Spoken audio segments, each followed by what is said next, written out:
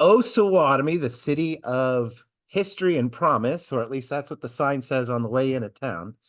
Today, we're going to talk about the history with our local historian, Mr. Grady Atwater. So, thank you, Grady, so much for agreeing to join me again. This time to kind of dive into the early 1900s in Osawatomie. Mhm. I am very thankful for your time because I know you're busy. You have your college classes that you're teaching and then getting ready for the next semester. I just recently talked to Kermit Roosevelt the third, the great great grandson of Teddy Roosevelt, and so I'm really excited to talk to you about the visit from Teddy Roosevelt. So, my question to you, sir, is how on earth did Teddy Roosevelt end up in Osawatomie? So I know he had he won his presidential election in 1906, I believe it was, and then famously said that's I'm only going to serve one term. He essentially handed the presidency to Taft and then went on this huge African tour after his first or after his I guess it would have been his second term because he took over after McKinley was shot. So, how on earth does Teddy Roosevelt end up in Osawatomie? This is it's what happened was that uh, the there's going to be a committee just like this today. You have the John Brown Jamboree Committee, the Freedom Festival Committee, and they were going to uh, the John Brown Memorial Park, or what they would call Battlefield Park back then, Oh, okay.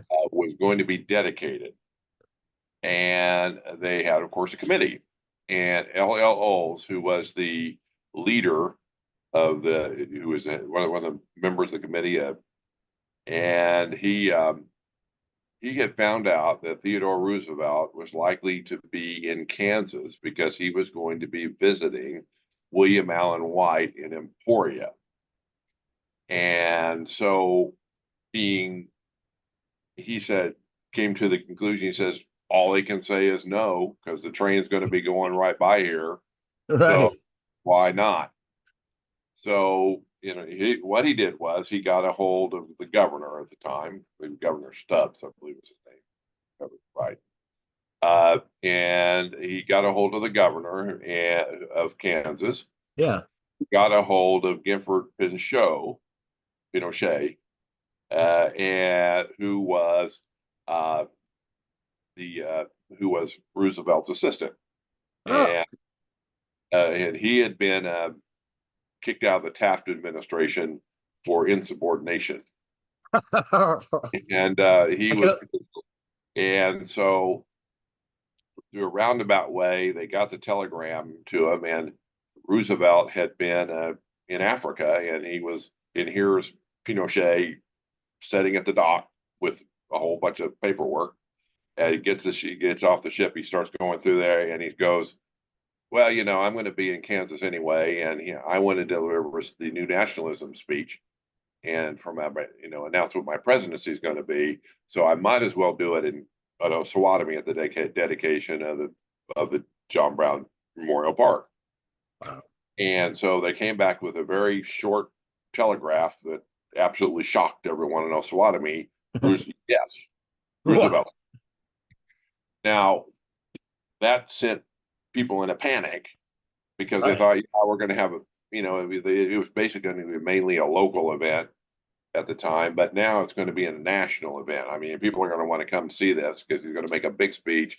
And so the city councils got together and they said, or city commission at the time, got together and they said, you do realize that the park has no electricity or water to it. Oh man. It's basically what it is it's bottom land. Was Yeah. this park is it's bottom land. And so what they did, one of the first things that they did was the city said, we've got to have electric and water because we don't want to see this backwards. So they ran gas and water and electricity out to roughly out to mid, to where the park is. And they just scurried around trying to, modernize this and modernize that. And so Roosevelt came and he visited with William Allen White, and he who helped him edit the speech, the New Nationalism speech.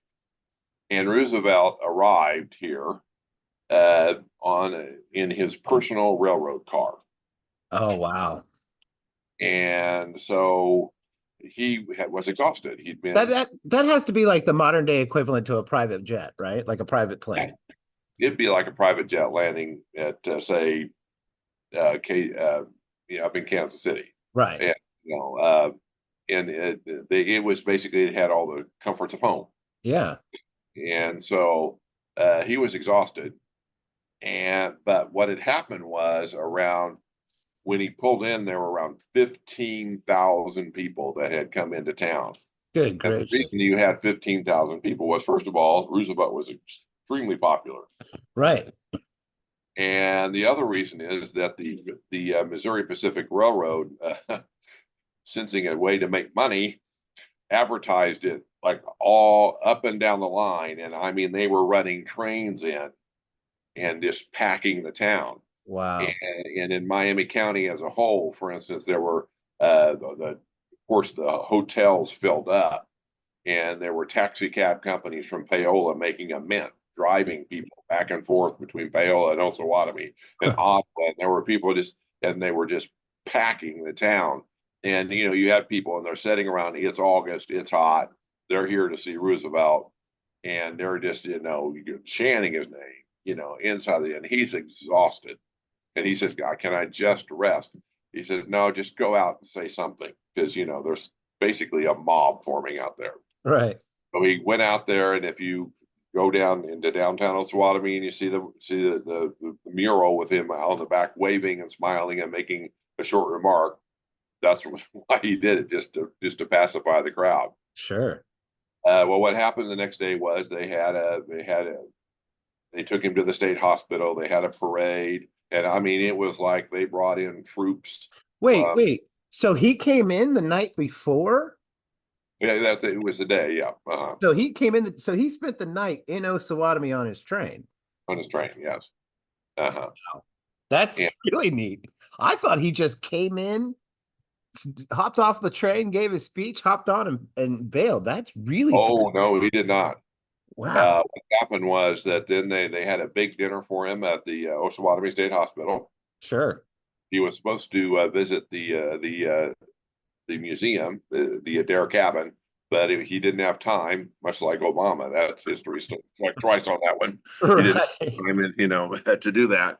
And they had a parade. Of course, they organized a big parade. I mean, the local bands, and they had local a cadre of troops, and had him in the latest automobile, because everybody, Osawatomie, the city council and everybody, nobody wanted to be seen as a backwards little burg. So they went and they got the most expensive car that they could get to ride him in. And so he then on what happened though, as I always just chuckle at this because this is not new to me, and when I plan events, the Yeah. day before he was supposed to speak on August 30th, and it rained. I mean, buckets. Oh no. And that's the park was not the nice park you see with our with the grounds guys uh keeping take good care of it. It Right. was muddy. And so they thought, oh no, what are we going to do? We've got, and literally 30,000 people were coming to this thing. And so it stopped raining. And I can tell you that I had a lady come in who said that she was there when she was a child. And I said, sit down. Right. Right. Let's Please tell me about it. yeah. And so she said that her dad had to go see Teddy. Yeah. And so they got in their wagon, and she said, I know this sounds silly, but the thing that I was concerned about was, she said that she had gotten a blue dress, a white dress with a blue sash. Okay. And she said, and the thing she was upset about was she was getting mud on her new white dress. Oh So no. she said her dad muscled his way through the crowd to get a hand to shake Teddy Roosevelt's hand. Oh wow. Wow. That's a cool story. Yes. Really cool. And so what happened? All Go right, so hang on before we get. So I've seen the program for the dedication. It was a 2 day event. I mean, and ahead. it's chock full. Whenever you get like the graduation program and they say this person, that person, this person, they go through. This is like there's a lot of things that were going to happen at this dedication. It was chock full of different speakers and all sorts of things. So when it's just a 2 day celebration basically going on, in my mind, or at least that's what the program would make you think. What so while all of these festivities are happening, Teddy's just on his train the night before. He's getting dinner at the state hospital, and he's a part of this big parade. Like I'm trying to figure out like how on earth did they in like so my house wasn't built till 1916 and I am right across the street from the house from the park. So I'm imagining this part of town wasn't built at that point. No, And so they had 2 day event basically out in the pastures basically. Am I getting that right? you're exactly right. Okay. All right. So this is making a lot more sense. So it wasn't like the town like the town is now where the park is essentially nestled into the neighborhood. It was more on the outskirts of Osawatomie. Yes, it Okay. was. And one of the interesting things is one of the reasons that the town developed to the west was because of Theodore Roosevelt's visit. Because guess what? They ran electricity in White, and so there it is.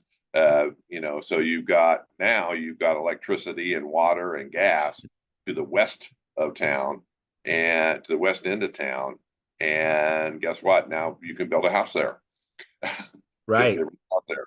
So they, in residual effects on the town, that the town started to really develop toward the west, along Main Street at least, Right. and town and all that, because they now had run water out.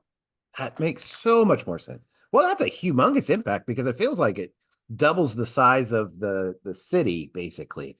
Because I mean, the city really is divided on both sides of the railroad. So having that, it really doubled the size of the city.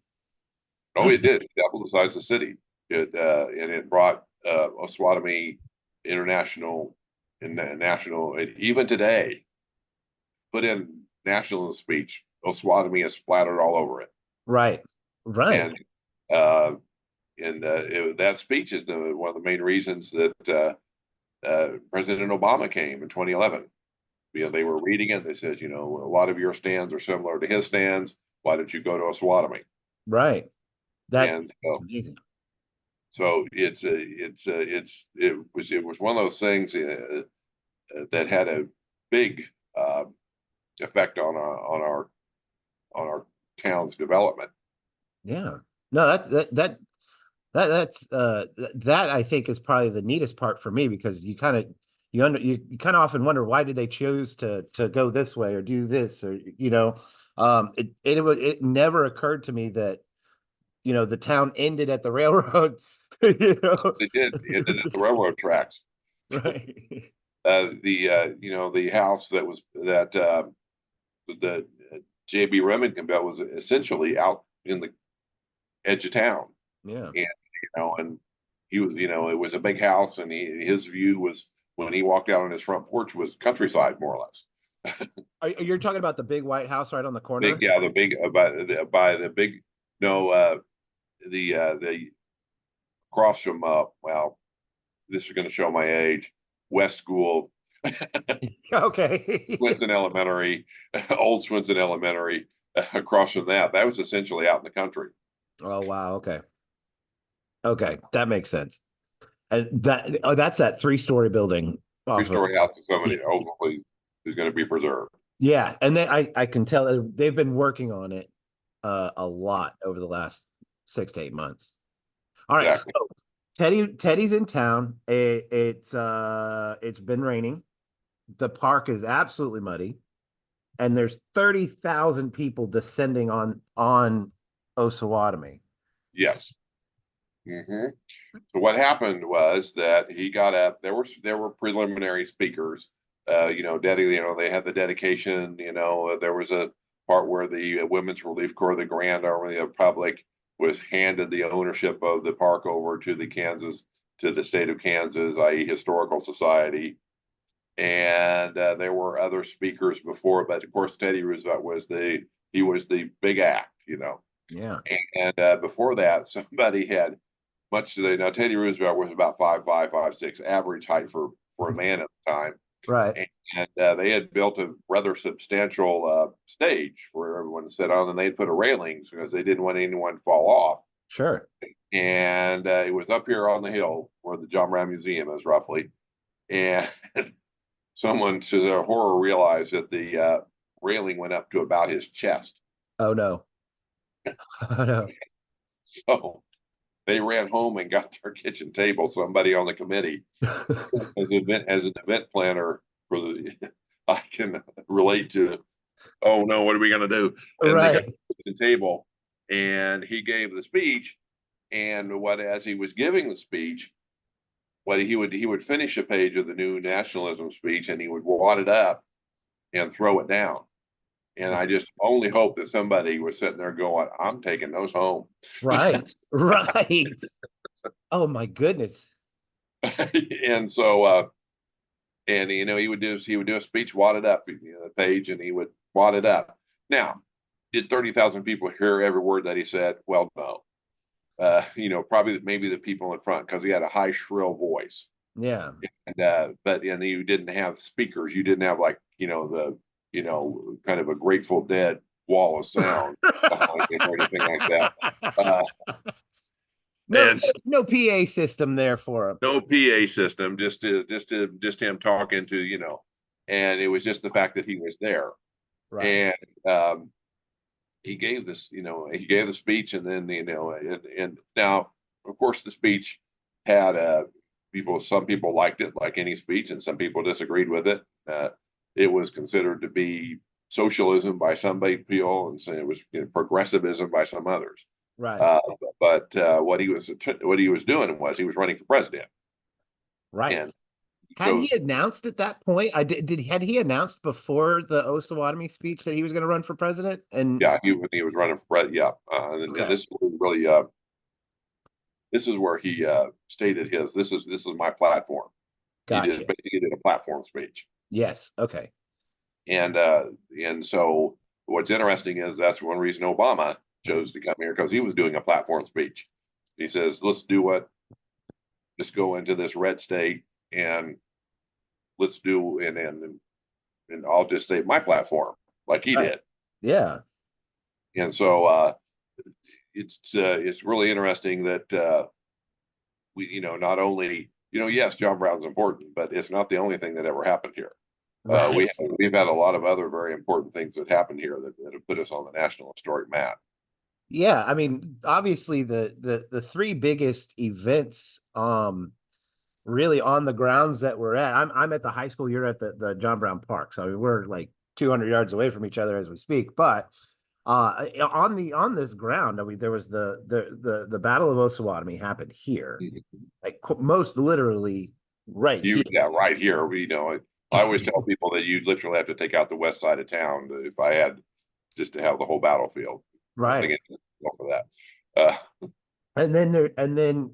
So that happened, and then we have Teddy Roosevelt's speech and Obama's speech. I mean, those are three pretty huge events that have happened, right where we're sitting, which I think is extremely fascinating. And now, whenever you talk about some of the articles that I read after Teddy Roosevelt's speech in August 1910, after that, some of the like the global publications.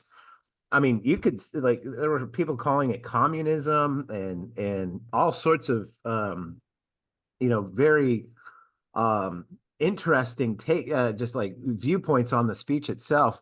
And the thing that I find really really interesting is that kind of like Obama going into the heart of a red state and giving a speech. And Kansas itself, I think you can't put it in a box. You cannot just simply say Kansas is this, because there are obviously conservative values in this state. In the way Kansans hold themselves to I think a fairly strong moral compass. If you were to ask like the generic Kansas person, is it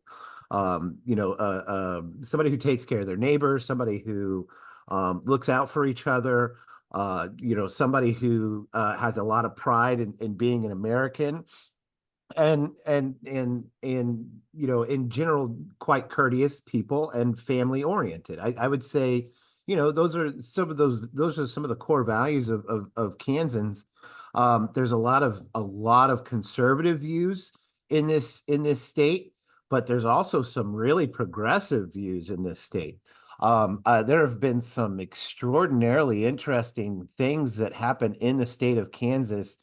The abolition of slavery was extraordinarily progressive during that time. The New Nationalism speech was extraordinarily progressive in its time. I would almost argue that the Brown versus the Board of Education was somewhat progressive during that. And then you could also even look at Kansas being one of the first states to have an election, a general election about abortion just a few years ago after Roe got overturned. So I think that there's some really interesting dynamics and things that are at play when it comes to the state of Kansas. Do you see Osawatomie as a microcosm of that? Oh, yes, absolutely. You have to understand that in any given situation, you're not going to have uh, everything, black or white. Things are going to exist in shades of gray. Right. What tends to happen is the voices on the extreme tend to be, extreme end tend to be louder and Yeah, get the most attention on, sure. whether it be extreme left or extreme right, depending on whatever point of view.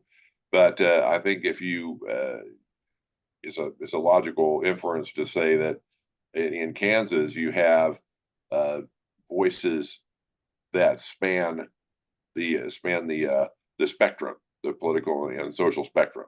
Right. It's a mistake to say that we're all one thing. Uh, who is? Right. Yeah, that's a really good point. And so it's not fair either to sit down and to say it's kind of like on a test you can usually tell if something's wrong if the wrong answer usually is all Yeah. because it's never all people feel exactly like this. Well, So we're a and in lot more mathematics. open-minded, and I think we're a lot more um, apt to consider new ideas than people make out towards. Oh, that's a really good way of putting it. That's a really good way of putting it. Excellent. All right. So so Teddy's about to give his speech. The organizers realize they have to have something to lift him above these railings. Do you Mm-hmm. know whose kitchen table it was that was I brought don't over? know if I could ever find out if somebody's got a kitchen table and their antique grandma's an antique kitchen table. We would. I'd like to find out and call them and say, keep it, Right. keep it Yeah. in the I want family. to know. Yeah, I'd like to know what happened, because there has to be something, right? I know that it happened, like 120, or sorry, 114 years ago at this point, but there has to be some families that, are eating dinner at that table for There's far somewhere. extension. Yeah. Or it's in somebody's barn somewhere, Or in an antique yeah, store or 2 miles something like out of town, there's somebody's barn that has like all sorts of treasures in it. But like, have you seen any like flyers or programs, or do you have Oh, anything yes, I go that's here. happened there? We have we've got program. We Okay. have actual programs. We have here a button that was given out, that was the war. We have here just in our archives here at Yeah. the we have numerous things about the visit that are from the visit. Okay. Now Mhm. I heard, and this is just me hearing things, and I need you to set my record straight here. I heard that there were a series of flags, or there might have been a flag that was draped over the table. And like, what's the real story Well, behind that was probably bunting. Okay, bunting. it? Okay, okay. So And so probably that's to the keep red, it to white, and make blue. sure, yeah, to make Okay, sure it wouldn't fall over. Probably what happened was they laid it over the table or something like that, so the bunting would not fall off of the edge, off of the railing. okay. That makes more sense. That makes more sense. Um, so I went through and looked at the platform that he went on, and I printed out a list of all of the things that he was calling for in his speech.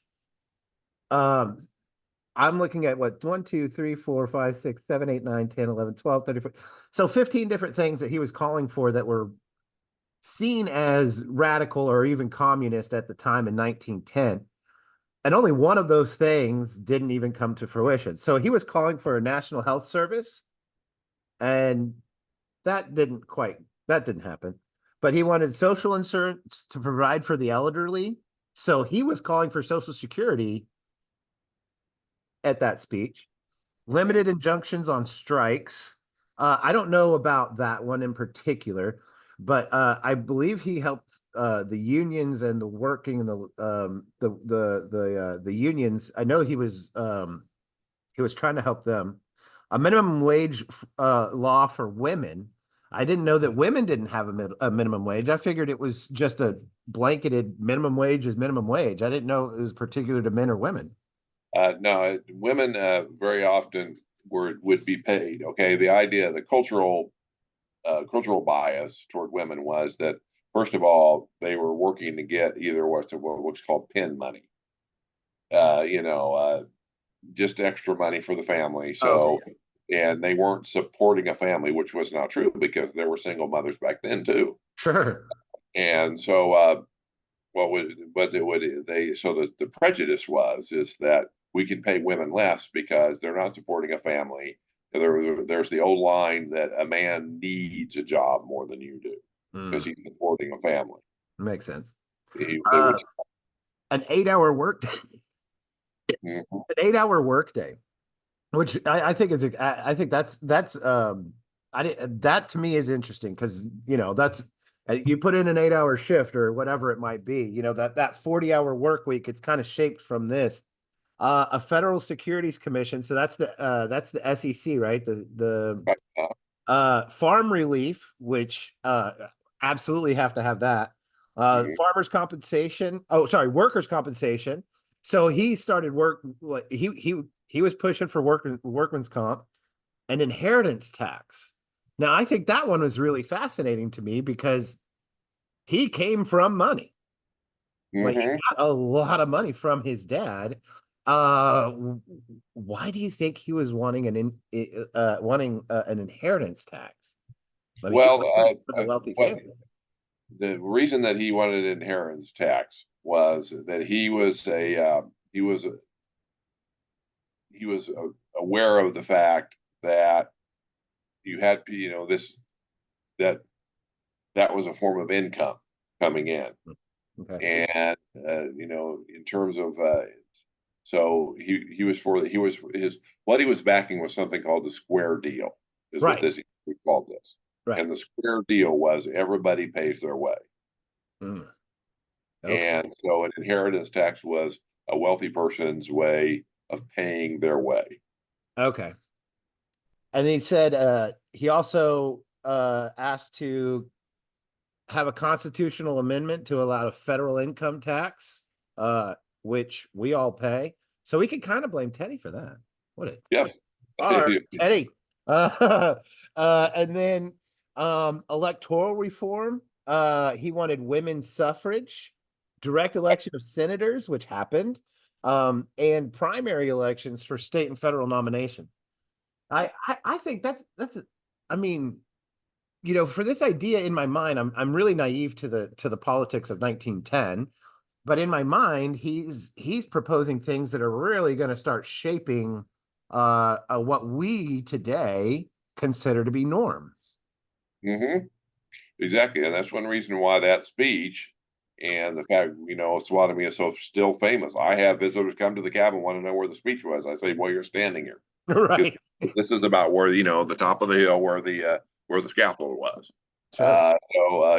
And people want to that speech is outline changes in that eventually were adopted that we just take for granted today. Sure. Social Right. Security, an 8-hour work week, a 40-hour work week, the weekend. Oh, yeah.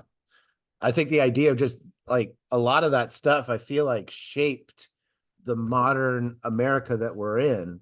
I heard that he was the first modern president, the first celebrity president. There's this idea that when he was touring Africa before he came back and started doing the speech, that he had a gigantic press pool following him everywhere he was in Africa.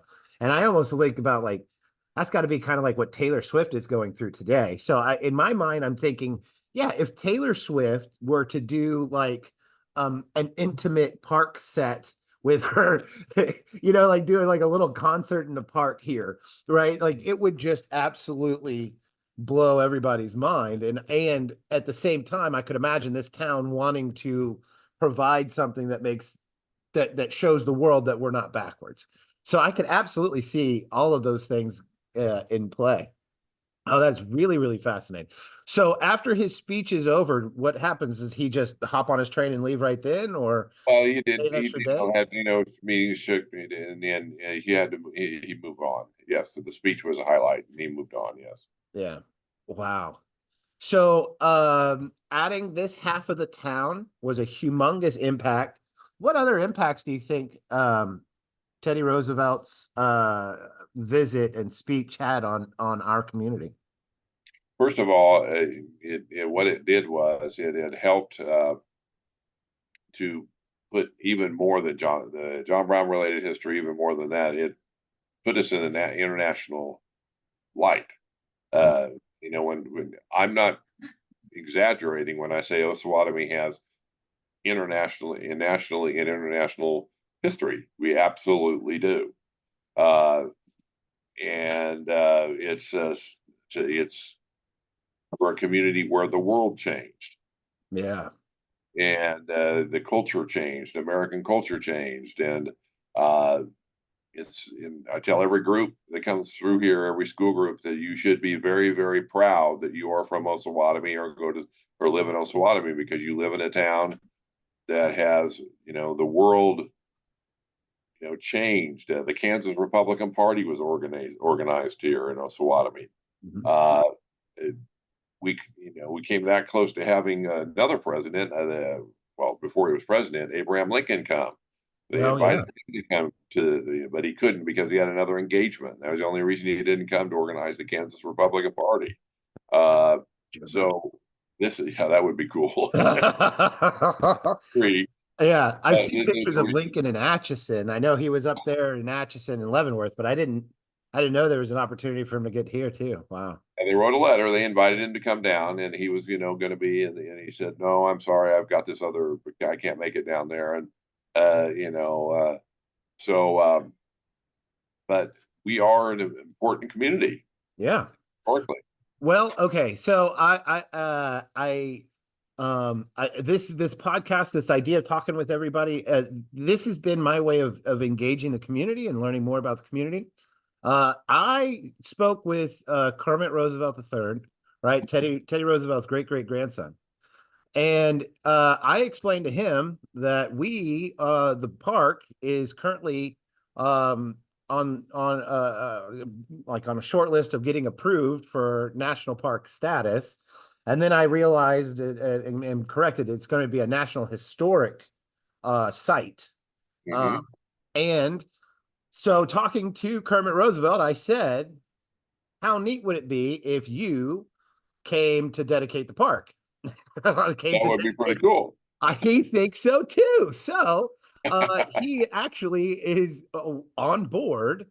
Teddy Roosevelt's great grandson is on board to come down and dedicate the park when it gets the National Historic designation.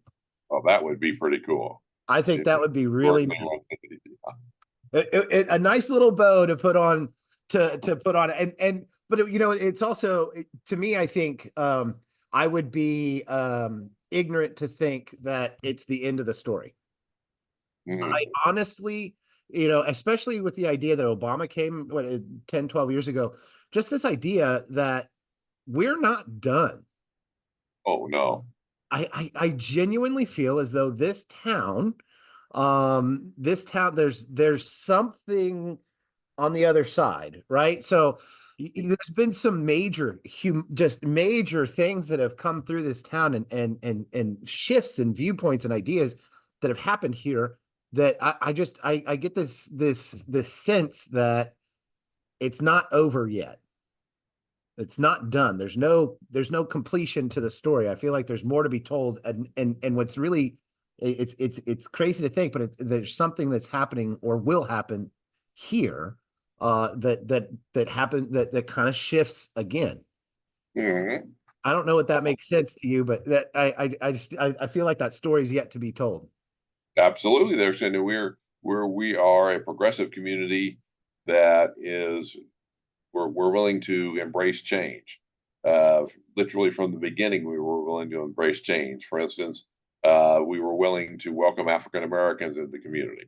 Yeah. Back and I do a tour of the Oakwood Cemetery, and one point I make is there are African Americans that are buried throughout the cemetery with along with white families, and so I'm in many towns you would be buried in a separate cemetery, or there would be a wall between or a fence symbolically put where blacks are on one side, whites are on the other. Yeah. We've always been willing to try something new. Yeah. Uh, try the hospital, the Osawatomie State Hospital has been a place where, and I happen to know this because of my professor at ESU. They said they were trying new treatments. My sociology professor said in social work they were trying new treatments, and he was a part of a study Oh, wow. state hospital. You know, and so on new treatments, and we're cutting edge, and we can be, and I really think we have a brilliant future. Osawatomie does. Absolutely. Well, Grady, it was awesome to talk to you. Thank you so much for, excuse me, sharing insight to the Teddy Roosevelt visit, and teaching me. I just get so excited to talk to you because I always learn so much. Well, thank you, and I appreciate it, and I always enjoy it. Awesome. Well, you have a great rest of your summer, and I'll talk to you soon. I will, and thank you, sir. Bye bye.